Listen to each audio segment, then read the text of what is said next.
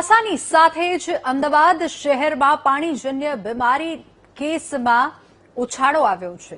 શહેરમાં ઝાડા ઉલટીના 196 case, જોન્ડિસના 22 case, ટાઇફોઇડના 127 case ચાલુ મહિનામાં નોંધાયા છે। અને આ સાથે જ મહાનગરપાલિકાના આરોગ્ય વિભાગે શહેરમાંથી 3000થી વધુ પાણીના સેમ્પલ કલેક્ટ કર્યા છે। પ્રદૂષિત પાણીની ફરિયાદ આવતા જ કાર્યવાહી કરવામાં આવી રહી છે। ચાલુ મહિનામાં 26 જેટલા પાણીના નમૂના પરીક્ષણમાં અનફિટ સાબિત થયા છે। ઉપરાંત શહેરના 31 સ્થળ પર હાઈ રિસ્ક વિસ્તાર છે, જેમાં શામેલ છે બહેરામપુર, ગોમતીપુર, રખિયાલ, જ્યાં પ્રદૂષિત પાણીની ફરિયાદ મળી રહી છે।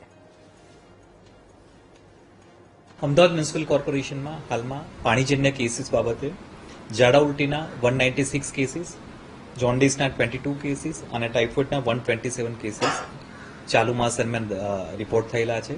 સાથે સાથે 3000 જેટલા પાણીના સેમ્પલ જુલાઈ માસમાં લેવામાં આવેલા છે અને 20000થી પણ વધારે ક્લોરીન ટેસ્ટ કોર્પોરેશન દ્વારા કરવામાં આવેલા છે। હાલમાં મેઇનલી જે પણ હાઈ રિસ્ક પોકેટ છે કે જ્યાં 31 પોકેટ્સ આ પ્રમાણે આઈડેન્ટિફાય કરેલા છે, તે જગ્યાએ એવરી વીક ત્યાં જગ્યાએ પાણીના સેમ્પલ લેવાય, ક્લોરીન ટેસ્ટ થાય। આ ઉપરાંત CCRS મારફતે જે કોઈ કમ્પ્લેન આવી રહી છે પાણીના પોલ્યુશન બાબતે, તે તમામને એટેન્ડ કરીને પાણીનું સેમ્પલ લેવામાં આવે અને જો અનફિટ આવે તો એન્જિનિયરિંગ વિભાગના સંકલનમાં રહીને જરૂરી લીકેજ રિપેરિંગની કામગીરી કરવામાં આવી રહી છે।